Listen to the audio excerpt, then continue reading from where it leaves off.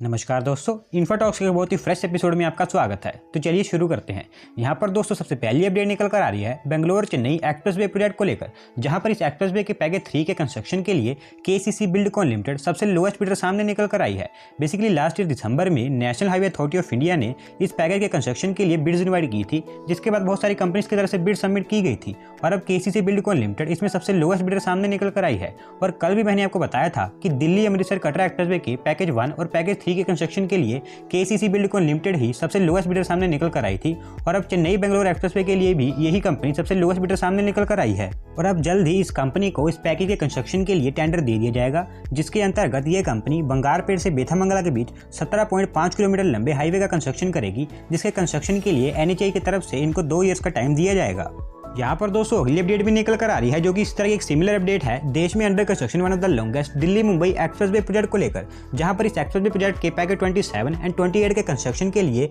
GHV India सबसे lowest bidder सामने निकल कर आई है। बेसिकली फरवरी में national highway authority of India ने इन दोनों पैकेज के कंस्ट्रक्शन के लिए बिड्स इनवाइट की थी, जिसके बाद बहुत सारी कंपनीज की तरफ से बिड सबमिट की गई थी, लेकिन जीएचवी इंडिया इसमें सबसे लोएस्ट बिडर सामने निकल कर आई है, जिसके अंतर्गत ये कंपनी गुजरात के दोहात एंड पंचमहल इन दोनों डिस्ट्रिक्ट्स में इस एक्सप्रेसवे के 26 किलोमीटर सेक्शन का कंस्ट्रक्शन करने वाली है। और इस कंपनी को टेंडर दिए जाने के बाद इस कंपनी को इस सेक्शन के कंस्ट्रक्शन के लिए 24 मंथ का टाइम दिया जाएगा, जिसके बाद इसको कंप्लीट करना होगा।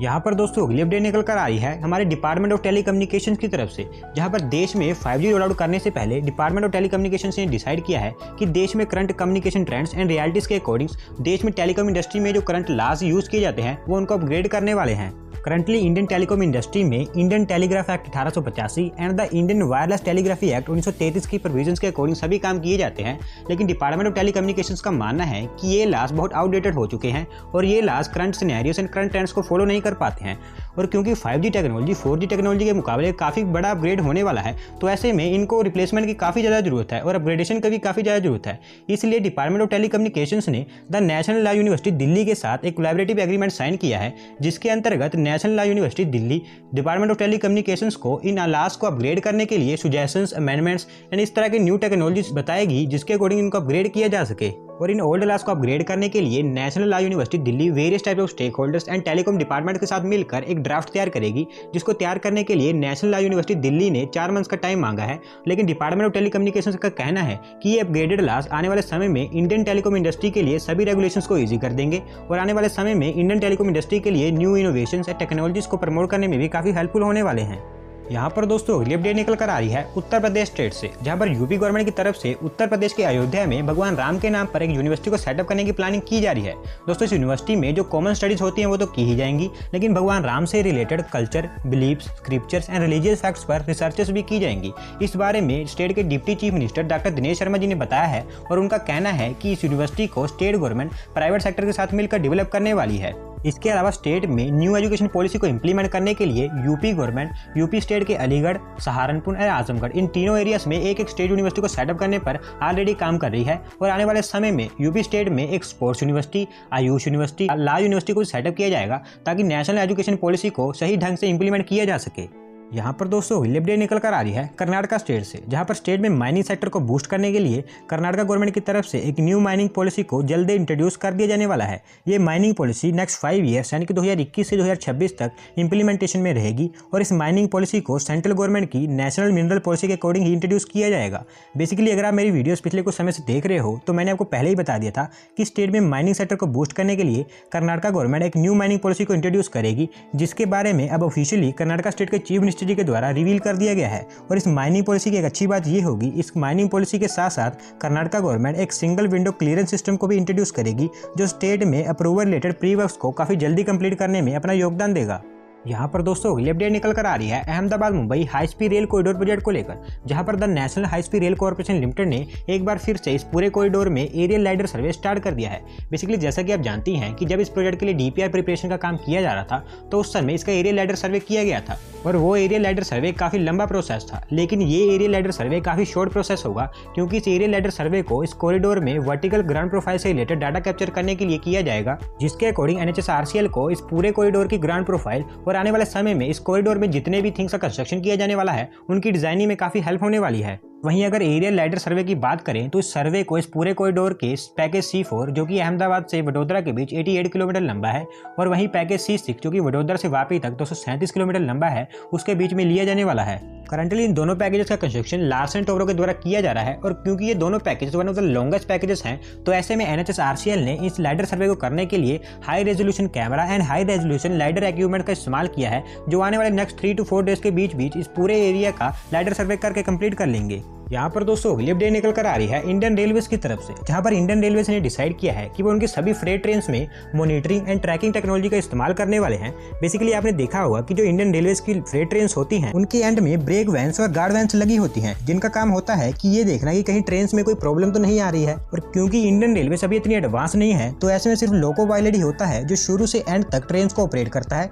और साथ ही साथ ये भी इंश्योर करता है कि ट्रेन में कोई प्रॉब्लम तो नहीं आ रही है। और इसलिए जो फ्रेट ट्रेन होती है वो काफी लंबी होती है और उसमें लोको पायलट लास्ट वैगन तक सेफ्टी को इंश्योर नहीं कर पाता है, जिस कारण रेलवेज को फ्रेट ट्रेन्स के एंड में ब्रेक वैन्स लगानी पड़ती है। और अगर आप इंडियन रेलवेज की फ्रेट ट्रेन्स को फॉरेन फ्रेट ट्रेन से कंपेयर करोगे तो उनमें ब्रेक वैन्स नहीं लगी होती हैं क्योंकि ये trains monitoring and tracking technology का इस्तेमाल करती हैं जिसमें लोको पायलट ट्रेन्स को ऑपरेट भी कर पाता है और मॉनिटर भी कर पाता है। और अब इंडियन रेलवेज भी इस तरह की टेक्नोलॉजी का इस्तेमाल करने वाली है। बेसिकली इस टेक्नोलॉजी को EOTT end of train technology कहते हैं जो ट्रेन की एफिशिएंसी को इंक्रीज करके ट्रेन के लोकोमोटिव और लास्ट वैगन के बीच एक डायरेक्ट कम्युनिकेशन स्टेब्लिश कर देती है जिससे ट्रेन्स में ब्रेक वैन्स की जरूरत नहीं पड़ती है। और स्पेसिफिकली इस EOTT टेक्नोलॉजी में 2 यूनिट्स होती हैं जिसमें से एक कैब डिस्प्ले यूनिट होती है जिसको लोकोमोटिव में फिट कर दिया जाता है और वहीं दूसरी सेंस एंड ब्रेक यूनिट होती है जिसको ट्रेन के लास्ट वैगन और कोच में फिट कर दिया जाता है। और इसके बाद लोकोमोटिव एंड लास्ट वैगन के बीच एक radio transmitter based communication establish हो जाती है और ये सिस्टम ट्रेन की सेफ्टी को इंश्योर कर देता है।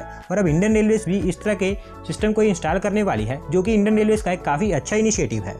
यहाँ पर दोस्तों अगली अपडेट निकल कर आ रही है कच्छ गुजरात से, जहाँ पर अडानी ग्रीन एनर्जी लिमिटेड की subsidiary company Adani wind energy Kutch 3 limited ने गुजरात के कच्छ में एक 100 मेगावाट का विंड पावर प्लांट ऑपरेशनलाइज कर दिया है। दोस्तों इस पावर प्लांट को अडानी ग्रीन एनर्जी लिमिटेड ने इसकी शेड्यूल डेट से 5 महीने पहले ही इंप्लीमेंट कर दिया है और इस पावर प्लांट से जितनी भी एनर्जी प्रोड्यूस होगी उसको solar corporation of India purchase करेगी, जिसके लिए उन्होंने अडानी ग्रीन एनर्जी 3 लिमिटेड के साथ एक पावर परचेज एग्रीमेंट साइन किया है। दोस्तों और प्लांट की तरह अडानी ग्रीन एनर्जी लिमिटेड इस प्लांट को भी उनके intelligent energy network operation centre से कनेक्ट कर देगी, जिसके बाद वो इजीली इस विंड पावर प्लांट को ऑपरेशनलाइज कर पाएगी और साथ ही साथ मैनेज भी कर पाएगी। यहाँ पर दोस्तों अपडेट निकल कर आ रही है स्टेट ओन्ड कोल इंडिया लिमिटेड की तरफ से, जहाँ पर कोल इंडिया लिमिटेड ने देश में कोल की डोमेस्टिक प्रोडक्शन को इंक्रीज करने और कोल इंपोर्ट की वैल्यू को कम करने के लिए 32 कोल माइनिंग प्रोजेक्ट्स को अप्रूव कर दिया है। इन 32 कोल माइनिंग प्रोजेक्ट्स में से 24 प्रोजेक्ट्स ऐसे होंगे जिनमें कोल इंडिया लिमिटेड की एग्जिस्टिंग यूनिट्स को अपग्रेड एंड एक्सपेंड किया जाएगा और वहीं 8 प्रोजेक्ट्स ऐसे होंगे जिसमें न्यू यूनिट्स का कंस्ट्रक्शन किया जाएगा।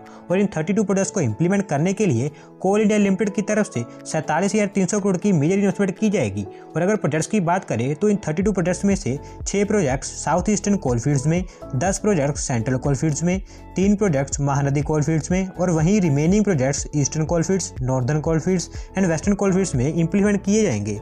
यहाँ पर दोस्तों अगली अपडेट निकल कर आ रही है मुंबई महाराष्ट्र से, जहाँ पर महाराष्ट्र गवर्नमेंट ने डिसाइड किया है कि वो महाराष्ट्र के मुंबई, थाने एंड नवी मुंबई इन तीनों एरियाज में वाटर ट्रांसपोर्ट सिस्टम को डेवलप करने वाले हैं। बेसिकली जैसा कि आप जानती हैं कि central government and state government हमारे इनलैंड वाटरवेज को as a means of transportation use करना चाहते हैं, जिस कारण उन्होंने हाल ही में देश के अलग अलग एरियाज में अलग अलग रूट्स पर सी प्लेन सर्विस को इंट्रोड्यूस करने की बात कही है। और उसी के अंतर्गत महाराष्ट्र गवर्नमेंट भी इन तीनों प्लेसेस पर वाटर ट्रांसपोर्ट को इंट्रोड्यूस करने वाली है, जिसमें से फेज 1 में इनिशियली वसई से कल्याण के बीच वाटर ट्रांसपोर्ट सर्विसेज इंट्रोड्यूस की जाएगी और आने वाले समय में इनकी सक्सेस को देखते हुए और भी एरियाज में इन सर्विसेज को स्टार्ट किया जाएगा। तो दोस्तों आज की वीडियो में बस इतना ही। अगर आप अपनी तरफ से कोई अपडेट सबमिट करना चाहते हैं तो डिस्क्रिप्शन में दिए गए लिंक पर क्लिक करके सबमिट कर सकते हैं। और अगर आज की वीडियो पसंद आई हो तो वीडियो को लाइक करें, चैनल को सब्सक्राइब करें। धन्यवाद आपका वीडियो को देखने के लिए।